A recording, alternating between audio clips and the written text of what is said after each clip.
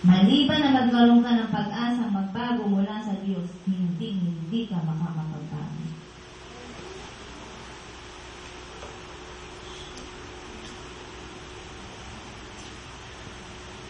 May kahit anong kalagayan niya sa buhay, walang trabaho ang tatay at nanay, pero nabubuhay. Meron ba walang trabaho ang nanay at tatay, napatay agad? Aba, kung meron ganun, marami na hindi kumain, hindi nagtrabaho, napagkasuko lang sa buhay. Pero hindi, di ba? Yan ay napakalaking hiwaga. Na kahit walang trabaho si ina at si ama. Yun nga lamang, ang nakakalungkot isipin, humahanap ng ikabubuhay sa masama galing. Kaya dapat dito'y matutunan ng tao, kanino dapat umasa kapag wala? Sa Diyos. Kanino dapat humingi kapag wala? At kanino dapat magpasaklolo kapag wala? Jesus. Kanino dapat magpasama kapag wala? Jesus. Sa Diyos, lahat ay sa Diyos. Praise the Lord. Amen.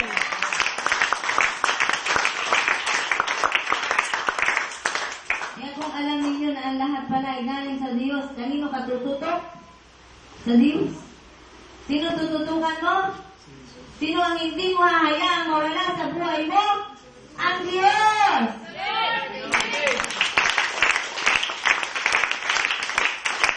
Subukan nyo, paano ba malalaman ang tunay na kaibigan? Kapag wala ka na.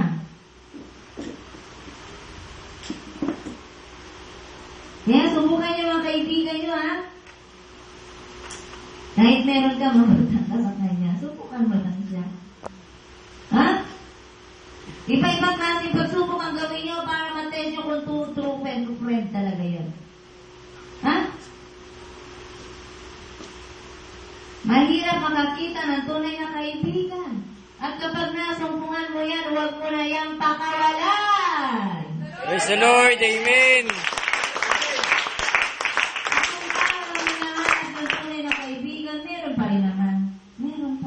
Mahirap nga lamang makahanap niyan. Pero ang Diyos nandiyan. Nihintay ka lang palagi niya.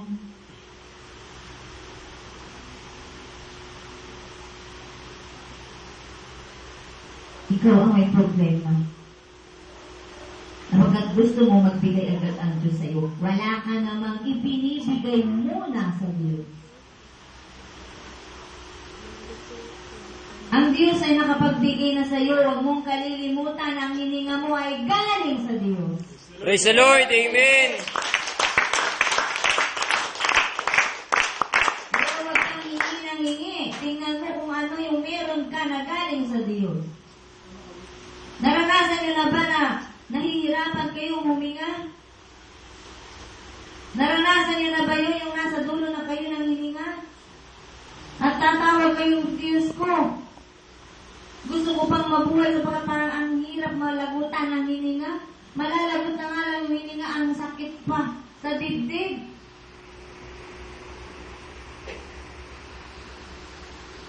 Diba? Nakakita na ba kayo ng nag-aagaw buhay na magandang itsura? O merong namamatay dyan na magandang kamatayan, pero halos lahat ng namamatay, ano? Hinuhukot yung hininga, nakakita na ba kayo? Na pumipikit na ibang mukha.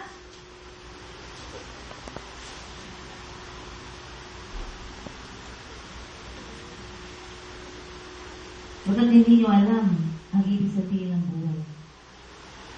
At kung alam nyo ang ibig sabihin ng buhay, hahanapin ninyo yung pinanggalingan ng buhay. Bakit?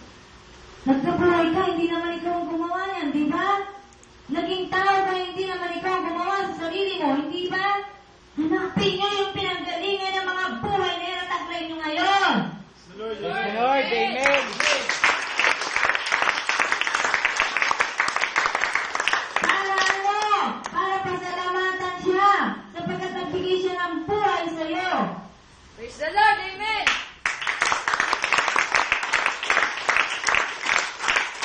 At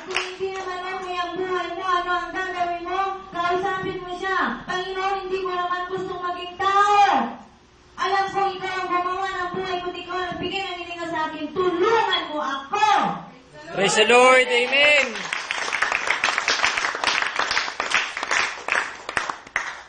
Sino gumawa niyan? Sino nakagawa na niyan? Meron na ba nakagawa niyan? Marami. Marami na gumawa niyan. Yung mga dumaan sa kahirapan. Di ba? Marami na rin nanisi sa Diyos. Na hindi ko gusto maging tao pag ganito ang nangyari sa akin. Gusto ko lang mamatay.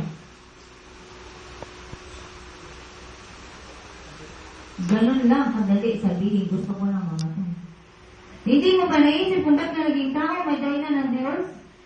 May reason bakit ka naging tao. Praise the Lord. Amen. Yung ay kilalanin mo. Yung naging dahilan ng pagiging tao mo. Kilalanin mo ngayon na.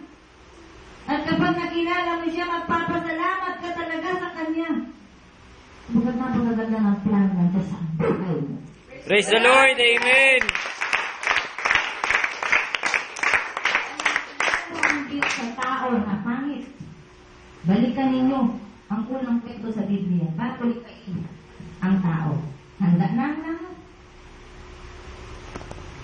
Kailangan pa bang magpagod si Adan at si Eva? Ha? Sino nakakaalam sa Biblia? Sino nakakaalam sa Biblia? Bago likhayin si Adan at si Eva ay ano? Si Adan at si Eva. Andiyan ang lahat ng kailangan ni Adan at ni Eva bago likhayin si Adan at si Eva. Kukunin na lamang nila, pipitasin na lamang nila ang masasarap na ano? Prutas.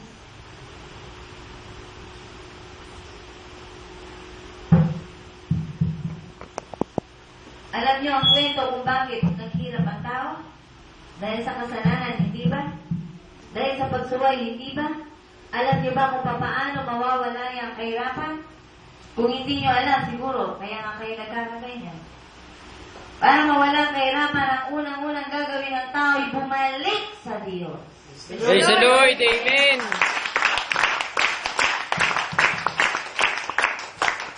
At ang pabalik sa Diyos ay paglimot sa sarili.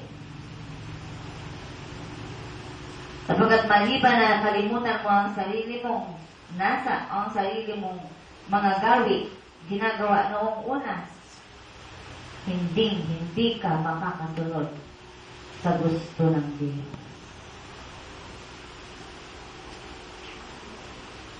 Yan sa mga nasa kahirapan ngayon, mga bata, makinig kayo. Tuwing linggo, pupunta ba kayo dito? Pero sa susunod na mga linggo, dapat dalhin nyo na ang nanay nyo dito. Sila ang magiging gabay nyo. Sa 6 na araw na wala kayo rito, sila ang kasama nyo. Kayo mga maisip, tingnan niyo yung tatlong, yan magkakapatid yun. Tama ba? Magkakapatid silang tatlo. Ang ilang linggo na silang pabalik-balik dito.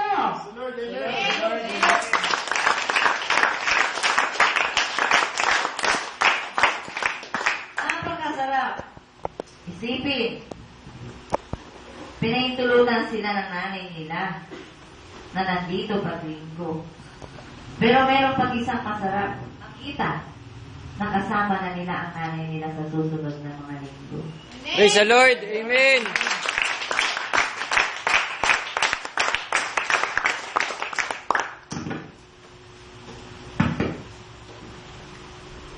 Unang hakbang para makalaya sa kahirapan ay bumalik na muna sa Diyos.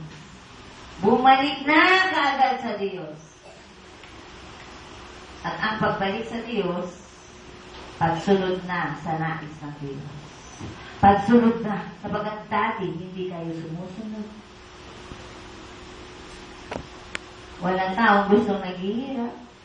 Pero mayroong sinabi ang Diyos para ka makaawa sa kahirapan. At yan ang mahirap gawin ng tao ayon sa Malakay 3 is na dinadaya ng tao ang Diyos sa anong paraan? Sa mga ikapo at handog. Ano yung ikapo sa English? 10%. 10%. Hindi yan 5-6. At ang sabi pa ng Diyos, subukan ninyong gawin ito.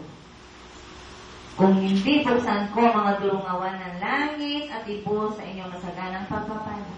Hindi ko na padadala ng salot ang inyong mga lupain at mamumuhay kayo ng sagana. Praise the Lord. Amen.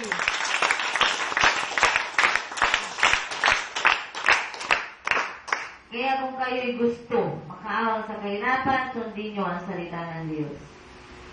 Una, higit sa lahat, ang Diyos ay namamahinga. Sa ikapitong araw ay nagpahinga ang Diyos. Hanggang ngayon yun. Ha? Kapitong araw. Kung ano tatamaan ang ikapitong araw. At sa atin ang ikapitong araw ay ano? Linggo. Samahan natin ang Diyos sa kanyang pamamahinga para tayo ay aralan ng Diyos. At habang inaaralan niya tayo, sinasamba natin siya sa Espiritu at katotohanan. Praise the Lord. Praise the Lord. Amen.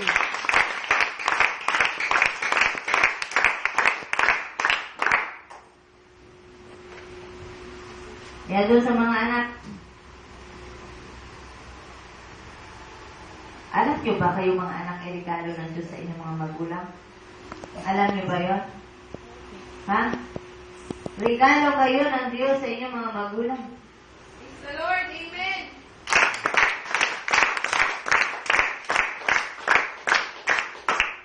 Meron bang regalong pangit? Ang Diyos? Wala. Kaya huwag niyong papabangitin yung mga mukha niyo, yung mga sarili niyo, yung higit sa lahat yung mga karakter niyo. Ha? Sapagkat sila makikita ang magandang pagkatao sa mga asal. Ha?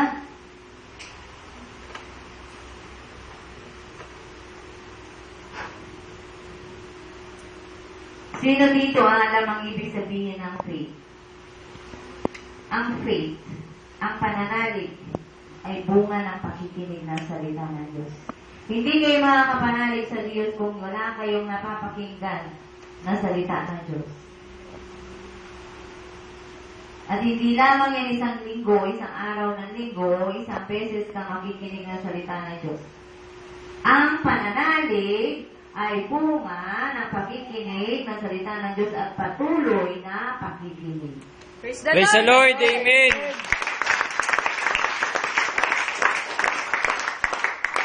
Kaya huwag niyo sasabihin na sa sulat na linggo na absent ako kasi may gagawin kami.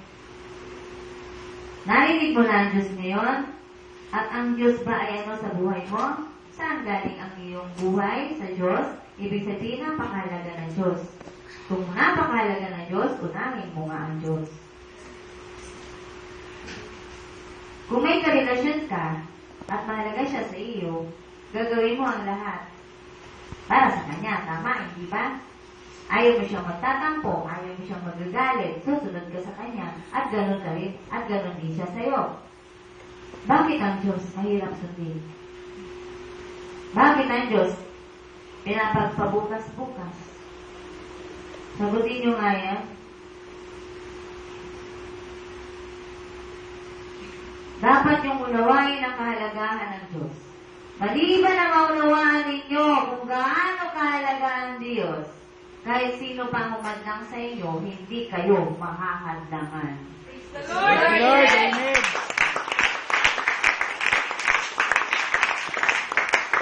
Doon sa mga hindi naniniwala sa gawain ito, at kayong mga nakarating na dito, at patuloy na pumupunta rito, sino ba ang nakakarinig sa salita ng Diyos? Sino ba ang nakakasaksi? Sila ba o kayo? Kayo. Kaya kayo, ang dapat,